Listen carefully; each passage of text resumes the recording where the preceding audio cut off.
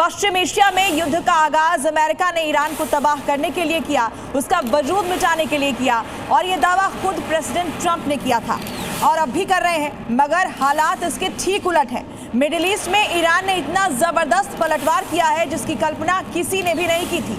हैरानी की बात यह है कि ईरानी सेना हर दिन किसी न किसी अमेरिकी जंगबाज को निशाना बना रही है या उसे तबाह कर रही है। अब तो ईरान ने अमेरिका के उड़ते हाथी को मार गिराने का दावा किया है। आखिर कैसे, देखिए रिपोर्ट। दुनिया के सामने प्रेसिडेंट ट्रंप चाहे जो दावा करे, मगर मिडिल ईस्ट की जंग में ईरान ने खलबली मचा रखी है। इजराइल, अमेरिका जैसे ताकतवर मुल्कों की नींद उड़ा रखी है, क्योंकि युद्ध में हर नए दिन के साथ ईरान न सिर्फ विध्वंसक हमले कर रहा है, बल्कि दुश्मन सेना के जंगबाजों की चुन चुनकर बलि ले रहा है, उन्हें तबाह भी कर रहा है। मिडिल ईस्ट में जारी जंग के बीच कुछ ऐसी ब्रेकिंग न्यूज सामने आई है जिसने व्हाइट हाउस से लेकर पेंटागन तक सनसनी मचा दी है।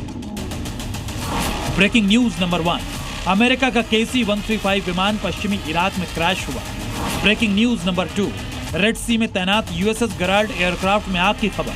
ब्रेकिंग न्यूज नंबर 3, अरब सागर में USS अब्राहम लिंकन पर मिसाइल से हमला।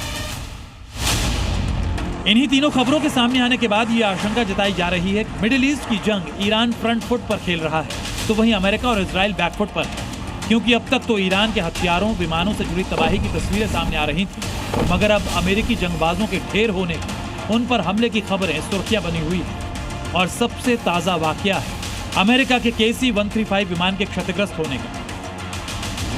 US सेंट्रल कमांड ने अपने सोशल मीडिया अकाउंट पर एक पोस्ट किया जिसमें दावा किया गया कि अमेरिकी वायुसेना का KC-135 रिफ्यूलिंग विमान क्रैश हो गया। यह हादसा बीती रात पश्चिमी इराक में हुआ। KC-135 विमान में कुल 5 लोग सवार थे, जिनमें से 4 लोगों के मारे जाने की खबर है। हैरानी की बात यह है कि अमेरिकी सेना ने विमान हादसे की खबर तो बताई, मगर यह KC-135 विमान क्रैश कैसे हुआ, क्यों हुआ, इससे जुड़ी कोई जानकारी साझा नहीं की। लेकिन ईरानी मीडिया खुलेआम यह दावा कर रहा है कि IRGC के हवाई हमले में अमेरिका का KC-135 रिफ्यूलिंग क्रैश हुआ। तो क्या ईरान ने अपने किलर मिसाइलों से अमेरिका के KC-135 विमान को शटडाउन किया, या फिर ईरान के आत्मघाती ड्रोन ट्रंप के रिफ्यूलिंग विमान के लिए काल बने? क्योंकि KC-135 एयरक्राफ्ट अमेरिकी वायुसेना की बैकबोन माना जाता है और जंग के हालात में तो ये विमान अमेरिकी फाइटर जेट की लाइफलाइन है। आखिर कैसे, ये भी जानिए। दरअसल KC-135 एक रिफ्यूलिंग एयरक्राफ्ट है जो आसमान में ईंधन की सप्लाई करता है। इसकी रफ्तार करीब 900 किलोमीटर प्रति घंटे की है। ये हजारों लीटर ईंधन ले जाने में सक्षम है। मतलब ये कि KC-135 विमान हवा में रहते हुए लड़ाकू विमानों और बम वर्षकों को ईंधन प्रदान करता है, जिसके चलते अमेरिका के आसमानी जंगबाज बिना रुके लंबी दूरी तक हमला कर सकते हैं। ऐसे में KC-135 रिफ्यूलिंग विमान के क्रैश होने के साथ ही अमेरिका को बड़ा झटका लगा है।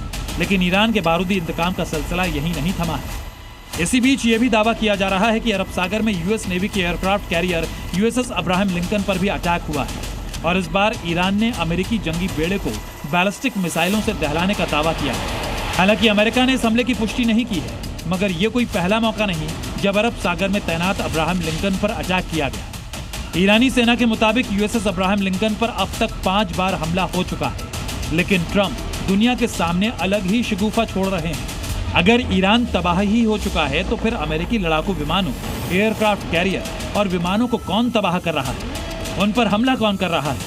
शायद इसका जवाब ट्रंप के पास भी ना हो, क्योंकि अब ट्रंप ये जान चुके हैं कि ईरान को सुलगाकर, मिडिल ईस्ट को दहलाकर ट्रंप ने सबसे बड़ी गलती कर दी है, जिसका अंजाम अब अमेरिका भुगत रहा है। ब्यूरो रिपोर्ट, जी मीडिया।